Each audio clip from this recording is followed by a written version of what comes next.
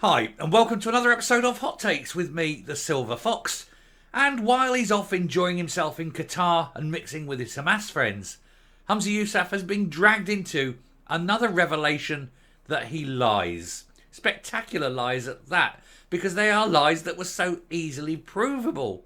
What is wrong with the man? If you're going to lie, do so when you don't think anyone is ever going to find out. Don't lie about things that everyone can find out about. Man's a moron. But this particular lie was over the XL Bully dog ban. And he kept on moaning and saying that the UK government did not consult with the Scottish government over this ban, and that it was something they wanted to keep separate, and it was nothing that the UK government should be involving themselves in, and things like that. And it turns out, of course, that this is completely wrong, that he's lied, and that it is something that should have been dealt with. He was given lots of warnings, and anyone with any kind of sense could have seen what would happen. But of course, he wasn't thinking about the safety of people. He was thinking about giving grievances and differences from Westminster to push a political agenda. And subsequently, of course, people have been harmed. And indeed killed. There was the grandmother in Jaywick last week, another death at the hand of these dogs. So we'll have a look at this to see why he lies and what he's going to do about it when he eventually comes back from his meeting with Hamas. Here goes.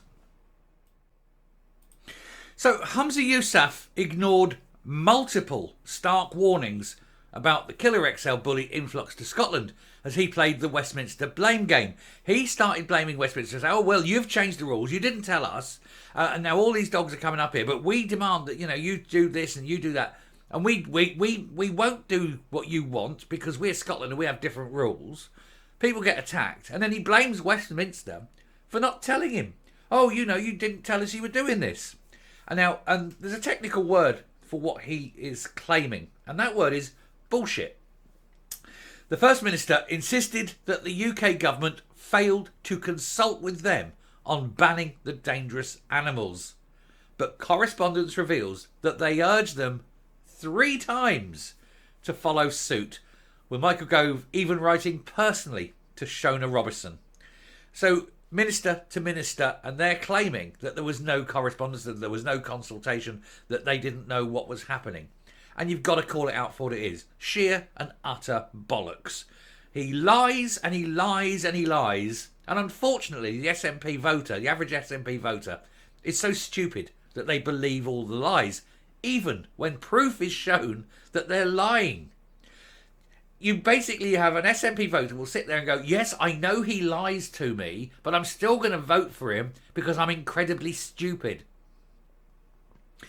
Anyway, Humza Yousaf ignored multiple stark warnings about the threat of a huge influx of killer XL Bully dogs to Scotland following the ban in England, and instead blamed Westminster for it happening. The First Minister was forced into an embarrassing U-turn again earlier this year after dozens of the animals were evacuated north of the border. He spent weeks denying that Scotland needed to outlaw them, boasting about the impact of the dog control system in Scotland, but this quickly changed following press reports that rescue missions were taking place to rehome the dangerous canines at shelters and with adopters. Basically, all these dogs that England said, no, they're far too dangerous, we don't want them in the country. They are undoubtedly killing people, killing women, children, men even. And if you've got a dog that can kill a grown man, that dog will do anything it wants to a child or a woman. Let's face it. And so he said, no, we've got to be different. We're not going to do that because, just because England did it doesn't mean Scotland's got to do it, blah, blah, blah. And at that moment, endangered the lives of everyone in Scotland just to make a political point. That is not the action of a responsible leader. It's not the action of someone who deserves the position of First Minister. And a lot of people, even in his own party now, are starting to see that. Far too late, of course. The Scottish Government's Community Safety Minister, Siobhan Brown, took to Holyrood to decry the UK government, claiming it had not consulted with them before announcing the ban. But that, of course, was a lie. It has been revealed that 3 separate letters were sent to the SNP executive to warn them that if they did not follow suit, the country could become a dumping ground for the animals. According to the Scottish Daily Mail, the first plea for action came on September the 29th, after Rishi Sunak announced plans for the ban on September the 15th.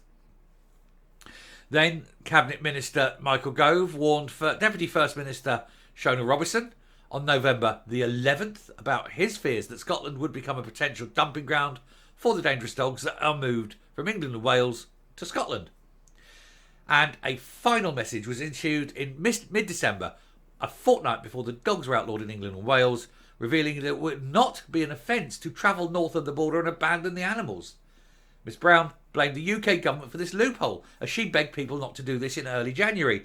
So 3 times over the course of 3 months, they were sent letters, minister to minister, saying, this is what's going to happen. You need to change it, or there's going to be a dump. These dogs will be pushed forward. It's up to you. And they went, no, we're not doing it because we're Scotland, we're different. We won't do this. We won't follow suit. We won't take advice from Westminster. And then they complain when the exact thing that they were warned about happens, and then they're putting it into a U-turn. They've got to change the law. And then they're blaming Westminster and lying and saying that they weren't warned. Sheer and utter bollocks. Anyway, just a week later, Yousaf signalled an embarrassing U-turn and confirmed they would seek a similar ban, blaming press reports on them being brought up to Scotland. No, it can't be blaming press reports when you were warned 3 months before it would happen that it would happen. A number of serious incidents have also been reported involving the animals, with an elderly couple mauled in Aberdeen and 2 men attacked in Hamilton. And with this canine being rescued 2 weeks before the incident. In other words, it was dragged out of its home, didn't know where it was, went up there, stressed, and then attacked people. But it could have killed. And that's the problem with them. They're too powerful. Scottish Tory MSP Jamie Green said this correspondence proves SNP ministers were made aware that legislation was planned by the UK government as far back as September. And despite Humza Yousaf's claims, they failed to consult him. And so he's saying they really consulted, and yet there we are. It's all laid bare. 3 times you were consulted. 3 times you decided, no, we'll do nothing. We'll make it a political football, and we'll risk the lives and well-being of people in Scotland. That's the calibre of the man. Everyone knew that the SNP should have followed the sensible UK ban, but instead, Humza Yousaf sat on his hands for months, stoking constitutional grievance before being forced into a humiliating U-turn. Because, of course, everything he does, it's without fail. And it is just that thing. It's without fail. He always chooses the wrong path. When there's 2 choices, he always takes the wrong one. It's got to be deliberate. By the law of averages, he's got to get something right. And yet he gets nothing right. And so he must be sitting there looking at these things with sound advice and saying, definitely this is the right way. Yes, definitely the right way. And deliberately choosing the wrong way. Because even, like I say, even by sheer dumb luck, he's got to get something right. And he never gets anything right. So it's got to be carefully planned that he chooses the wrong thing every time. New rules for XL bully dogs in England and Wales were brought in on December the 31st, which makes it illegal to breed, sell, advertise, gift, exchange or abandon the animals in those countries. A similar ban is being introduced finally in Scotland from February the 23rd. It's got a week away, so there we go. And then you get the likes of old hag face saying it shouldn't be banned. They shouldn't be banned. Well, if she lost someone to one of them, you can guarantee she'd change her mind pretty damn quick. Anyway, a Scottish Government rounded this off. A Scottish Government spokesman said the UK Government announced its decision to introduce new controls on bully dogs on the 15th of September with no advance notice or consultation. They're changing the narrative, aren't they? The UK Government's proposals did not include proper safeguards to prevent dogs being moved to Scotland. Why should they? It's your job. You've got the separate legal system. You were told you need to stop them. You chose not to. They're still trying to blame Westminster for a problem that they should have solved, but which they choose not to. Load of bollocks, isn't it? It's absolute rubbish. And they said, once we knew the adverse consequences and implication for Scotland of the UK government's plans, we brought forward new safeguards on XL bully dogs. Basically, after you've been caught out and after you realised that it's something you should have done from day one, is when you brought in the rules. But, don't be blaming Westminster for your own faults. And don't be lying and saying you weren't consulted when you were consulted 3 times. Coming up. They can't help themselves. They have to lie about everything. If it's unimportant, they lie. If it's important, they lie. Even when proof of their lies are exposed, they still lie about that. They can never ever tell the truth. The SNP way is to lie about everything.